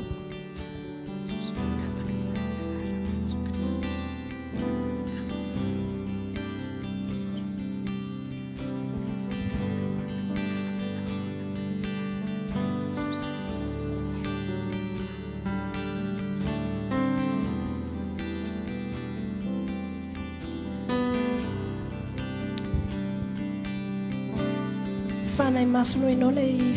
fanahy ny fananganana. Antsotsonay ianao amin'izao fotoana izao mba hanangana ny firenenay malagasy, mba hanangana ny Madagasikara, mba hanangana ny tsirairay avy any Madagasikara. Ninona potika, ninona rava amin'ny ara-panahy sy ara-piainana dia androany miantso anao izay fanahy masin'Andriamanitra ny fanahy ny fananganana mba hanangana ny Madagasikara, hanangana anarina izay rehetra rava, izay rehetra simba, izay rehetra very amin'ny firenenay na ara-panahy zany na ara-piainana dia ianao no angatanay fanamaso hiditra tsehatra ary atateraka fananganana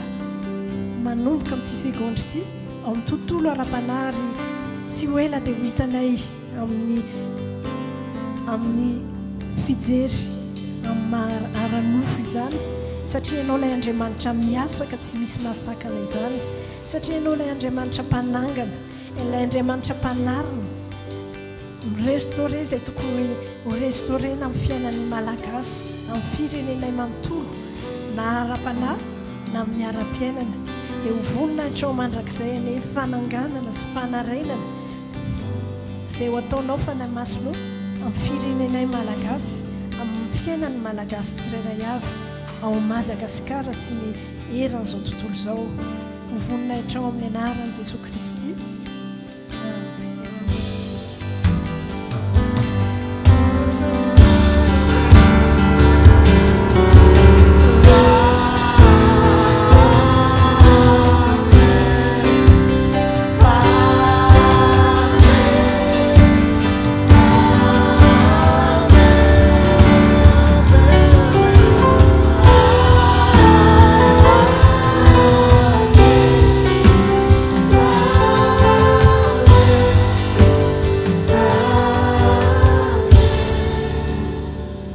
Sotranao izay Andriamanitra ny amin'izay nahafafinao anay tao anatin'ny teninao. Sotra koa ny amin'ny fotoana izay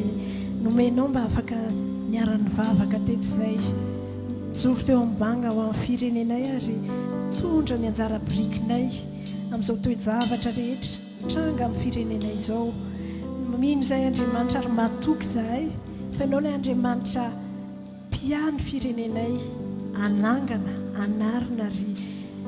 omba sy tantana indray ny firenenay ho voninahitry ny anaranao Andriamanitra ray sy zanaka ary fanahy masina amin'ny anaran'i Jesosy. Amen.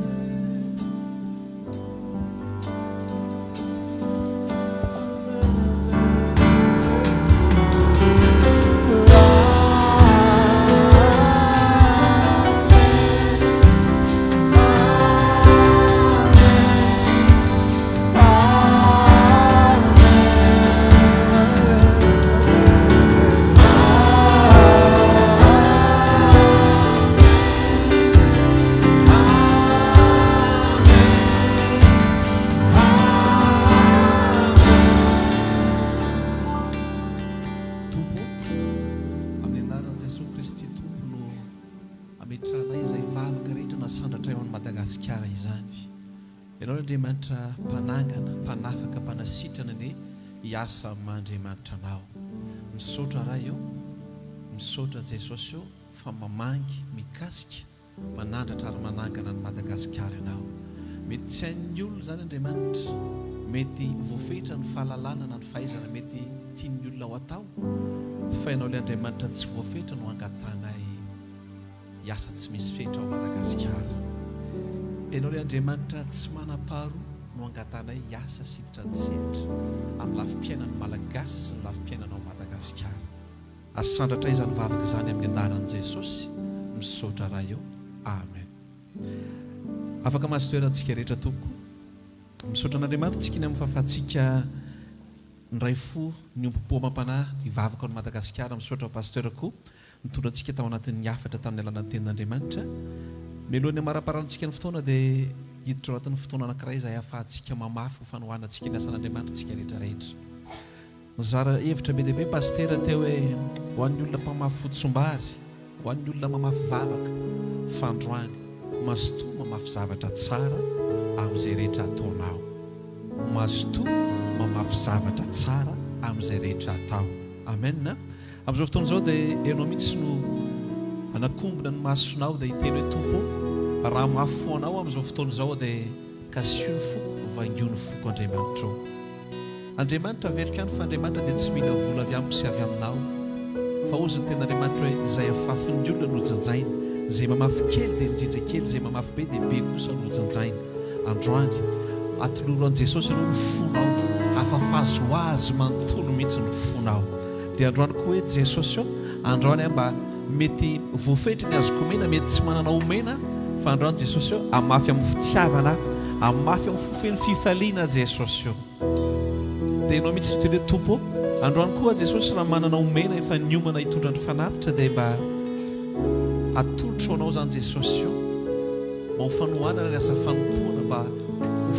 ho fanohanana ny fiangonana andriamanitra satria ianao dia andriamanitra tompony zavatra rehetra andriamanitra dia androany jesosy io izay mba entiko onatrianao dia vokatra izay nihitahinao ihany jesosy io dia izany mba hoentinay amin'ity fotoana ity dia ianao mihitsy no anomana ny fonao sy ny fananao e jesosy io raha nome ady anome ho anao jesosy io misaotra anao zany amin'ny fotoana ahafana mitondra ny fanatitra tonatreanao amin'ity fotoana ity dia raha mety misy efa nanomana mety misy mbola tsy niomana mety misy manana omena mety misy tsy manana omena fa androany jesosy io ny zavatra rehetra mba hitovizanay androany dia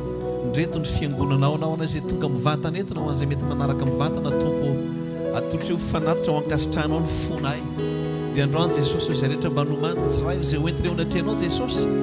dia tsy avy aizy zany fa avy amin'izay mba nihitahinao ana ihany andriamanitra satria avy aminao ny hery avy aminao ny tanjaka na hafanay ny asa andriamanitra dia androany raha hitondra an'izao fanatitra izao zay tompo dia kasio ny fonay tsirary avy kasio ny aty anatinay tompo mba hanome amin'ny fifaliana zay tsy antery andriamanitra tena hoe hanome amin'ny fifaliana tompo amin'ny anaran'i jesosy amen hitsangana ny diakona dia izarany valopy dia tsika kosa ao anatin'izany dia hiteny hoe tompo ambany elatrao ny tiako hiateherany tiako hialofanao tompo amin'ny zavatra rehetra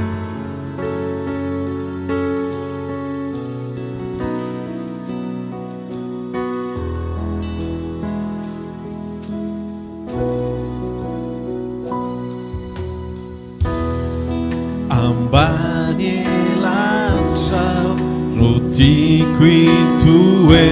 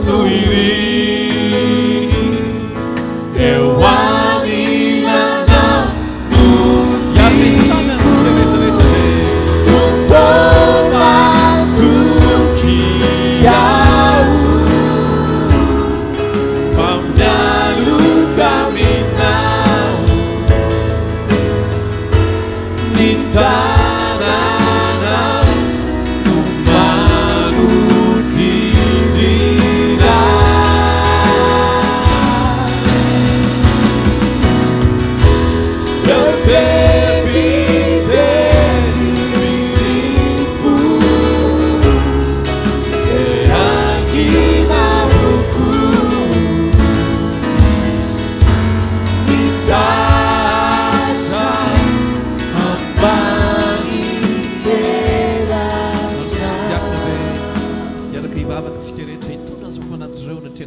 rehetra amin'ny ity fotoana ity ivavakatsika tompoko tompo andriamanitra raina eo ndreto izay misaotrany amin'ny mbola fanangananao anay ka mbola hahafanay andriamanitra manana fahasalamana manana antondraraha mbola afaka atrena mandritra ny volana mandritra ny andro andriamanitra misaotra fa ianao le andriamanitra manohana ny mbola hahafanay mitsangana andriamanitra ianao le andriamanitra ny teny manao hoe fanofanomezantsona etra dia ahidina avy any ambony andriamanitra izay mba rehetrarehetra mba voaray an-tananay tompo dia tsy misy avy aminay fa ianao no mampidina an'izany satria hoy ny mpanomponao tena mpanomboana zao fotoana izao hoe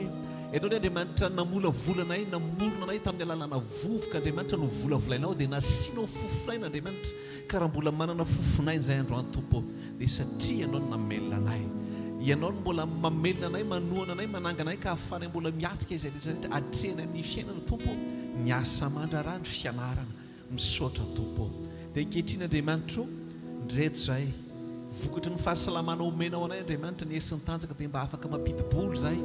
mety manana ny ampy mety tsy manana ny ampy tompo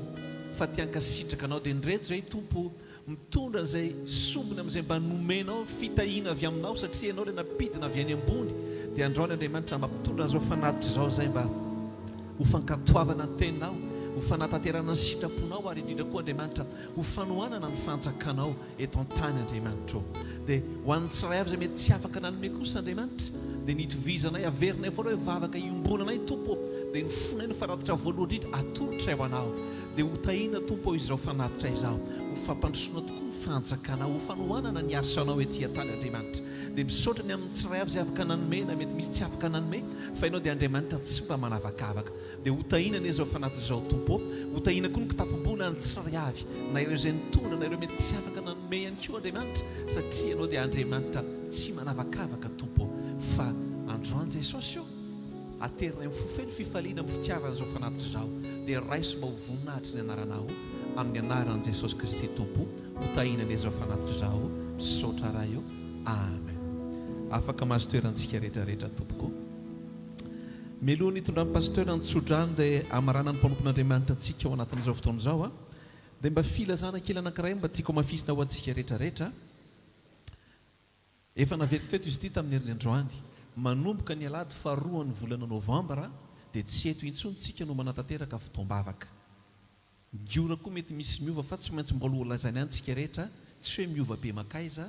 mety miroso amin'ny telo na amin'ny telo ora sasany fa tsy amin'ny efatra intsony dia mba mitonga loloantsika dia mirava loloa kely ny toerana na ny adresy dia efa haitsika rehetrarehetra ny akabetsahany iveriny eny ampiandohantsika araka nefa nambarako tamin'ny herin'ny androany 33 rue Camille Pelletan Etsimon Rouge izay mba samy mitadiditsika rehetrarehetra mbola omena antsika ny andinindininy sy ny adresy exacta ho an'izay rehetrarehetra mety mbola tsy mahalala ny toerana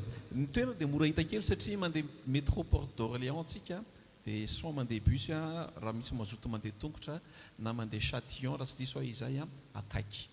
dia samy hotain'andriamanitra tsika rehetrarehetra dia mazotoma mafy ao anatin'ny intercession mazotoma mafy ao anatin'ny famakiana tenin'andriamanitra omeko ny tompona andraikitra avy hatrany ny tondrana ny filazahana fa dia tahin'andriamanitra tsika rehetrarehetra tompoko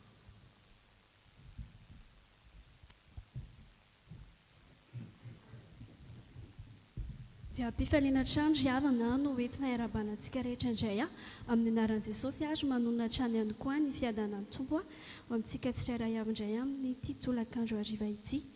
volana vaovao izay iainantsika indray amin'ny lohahevitra hoe mamafy misimisy kokoa mamafy mihoatra ary mamafy ampinoana ny famafazana rehetra ry havana rehefa amin'ny fotoana zasy ianao mazoto mamafy voatsara sy manondraka izany dia tsy maintsy hioty vokatra tsara ihany koa tsika na hoely zany na hoaingana amen ao anatin'izany famafazana izany raha ry havana no anentanako antsika mba hamaky ny ten'andriamanitra isan'andro ka toy izao azany ny vaky tentsika amin'ny herinandro ity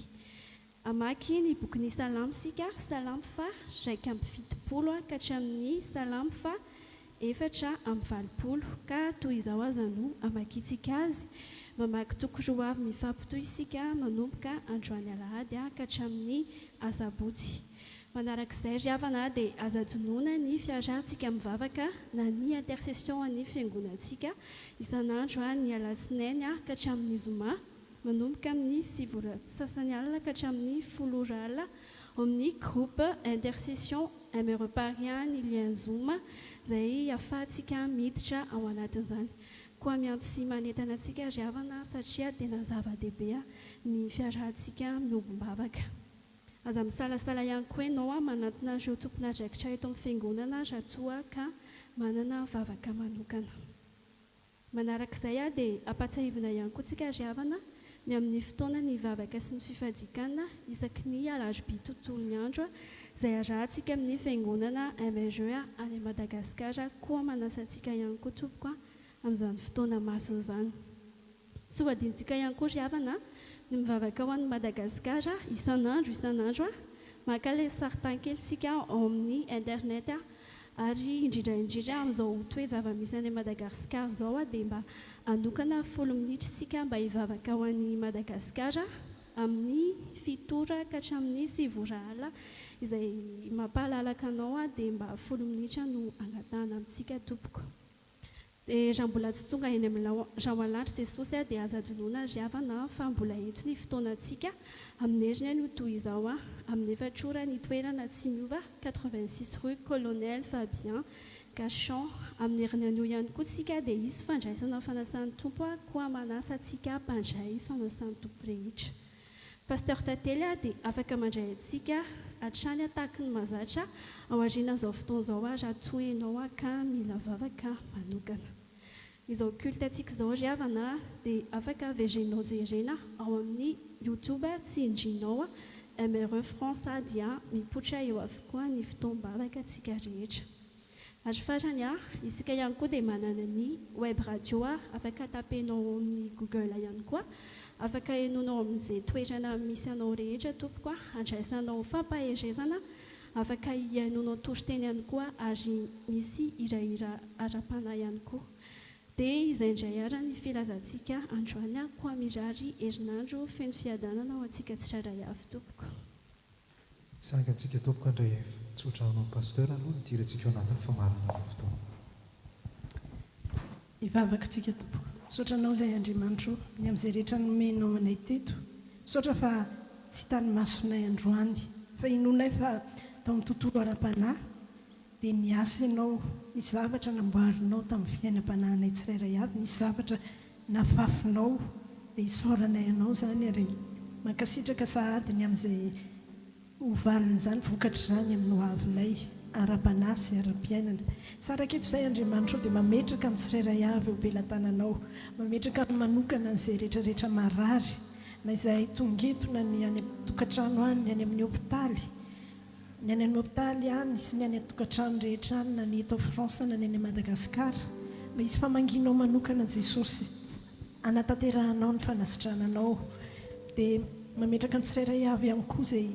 anatrika olana amin'ny herinandro io, anatrika zavatra mba mafy na manana projet manokana mba ianao ny intervenir Andriamanitro, hita manokana ianao omba ny tsirairay avy ianao ary aneo Andriamanitra mahery sy mahagaga anao amin'ny tsirairay avy ianao. Dia isaraka eto izay dia hotononiko amin'ny anaranao Jesosy Kristy, tsodrano avy aminao araka ny teninao amin'ny Korintiana 4:5 hoe ary izay manome vo ho an'ny mpamafy sy mofo hohanina dia hanome sy ahabe ny vo afafinareo ary ampitombo ny vokatry ny fahamarinanareo. Tononiko amin'ny anaran'i Jesosy Kristy, Andriamanitra ilay manolotra ho anao ilay hanome izay rehetra ilainao ary ampitombo izay rehetra afafinao ka tena hoe tondra vokatra be dia be ho an'ny ara-panahinao sy ho an'ny ara-piainanao. Ho fitahiana tokoa hitahiananao ary ho fitahiana ihany koa anenao na ara-panahy na ara-piainana ho an'ny manodidina anao amin'ny anaran'i Jesosy Kristy. Rahanay izany Andriamanitra, ho masina ny anaranao, ho tonga ny fanjakanao, atao ny sitraponao ety an-tany tahaka ny an-danitra. Meo anay no izay anasaza anay ary mamela ny heloka faky namelana izay heloka taminay ary aza mitondra anay amin'ny fakapanahy manafanay amin'ny ratsy fa ho anao ny fanjakana sy ny hery ary ny voninahitra mandrakizay. Amen. Dia tanana mahafantomsika androany fanomezantsika voninahitra an'Andriamanitra ny fahavitan'ny fotoana. Raha mafaly koa ianao ny amin'ny fahatongavany io namanao eo akaikinao dia mba tiako anao sady tsikitsiky misaotra azy hoe misaotra anao fa saika mivavaka rery teto raha tsy tonga teto ianao androany zay mba tsikitsiky tsara ndrera avy any aminao mihitsy nomena azy na dia hoe zay amen amen bokony Jérémie toko fa alohana maranantsika ny fotoana tia mba misy famarinana anankiray hoe zasy ianao dia natsoan'Andriamanitra aminany zasy ianao aza rehefa lavitra be sy ianao inona natao hoe faminaniana tsy hoe nampafantatra fotsiny any hoe zavatra lasa zay zavatra ho avy fa bokony Jérémia toko voalohany voalohany amin'ny anaran'i Jesosy manao hoe fa fony ianao mbola tany ekipony efa fantatro ary fony ianao tsy mbola teraka no efa nao masiny fa ary notendreko ho mpaminano an'ny firenena ry amin'ny andininy fasivy izy dia ozy ny tenin'Andriamanitra hoe tena natsotra ny tanany ny tompo ka nanendry ny vavako ary hoy ny tompo tamiko indro efa nataoko eo ambavana teniko tsisy Andriamanitra hitantsika tsy ny resaka aminao mivantana ohatran'izao fa ny famarinana dia izao nanangana mpanompo izy nanangana mpaminany izy dia eo akaikinao mba aminany ho avy tsara ho an'ny fiainanao izany ny maimportant ny fotoam-bavaka ohatran'izao tsy hitovizany amin'ny fotoana hafa ny ambadika rehetrarehetra satria ilay olona eo akaikinao nametrahan'Andriamanitra teny mba hiprovoke fitahina eo amin'ny fiainanao nandra-pahatonga ny tenin'Andriamanitra any amin'ny bokon'ny tantara toko fa 7:20 tapany faharoa fa zay tahinao Jehova ho dia voata mandrakizay mba tsikitsiky kely izy zay tenenao izy hitanao mandrakizay Andriamanitra hoe aminan'io ny fiainana hitanao mandrakizay Andriamanitra hoe tsy fantatry ny zavatra lalovanao androany fa ny zavatra fantatry kosa hitanao mandrakizay Andriamanitra tsy fantatry ny zavatra mampitomany sy mampitolevika anao androany fa ny zavatra azoko antoka hitanao mandrakizay Andriamanitra zay mino itetanana mafy ho an'ny tompo androany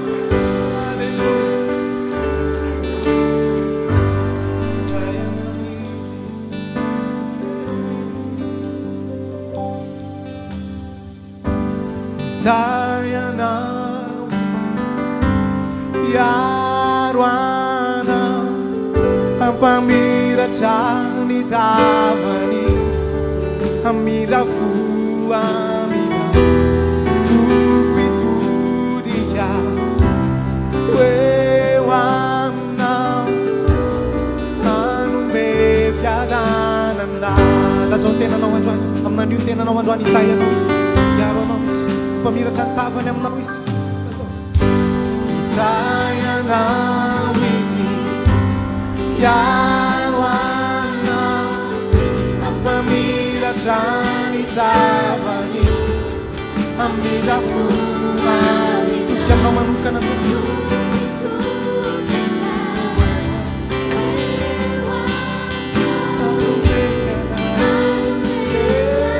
Seretra minilaza androany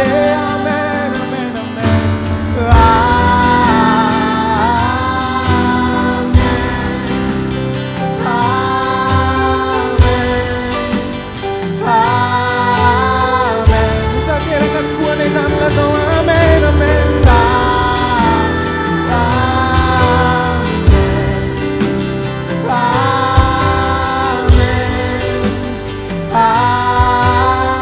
maka namana amin'izao fotoan'izao lazao izy tayanao tayanao izy aroanao mamiratra ny tavany amirafu anao age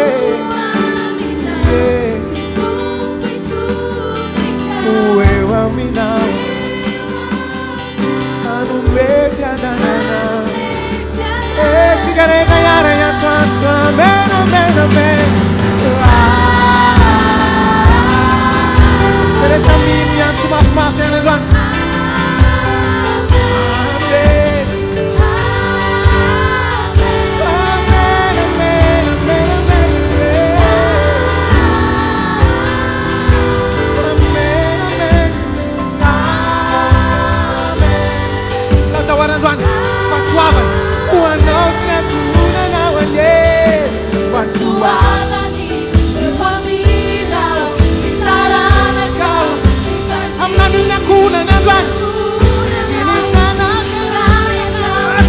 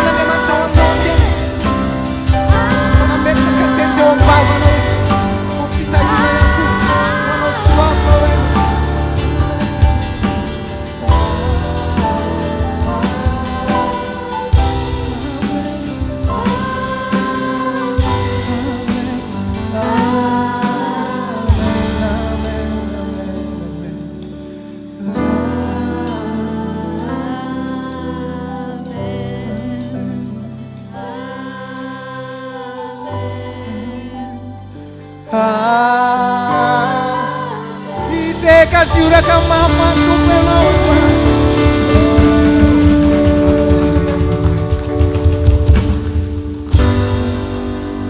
zay fotoana antsika androany samy hitahin'Andriamanitra tokoa azadino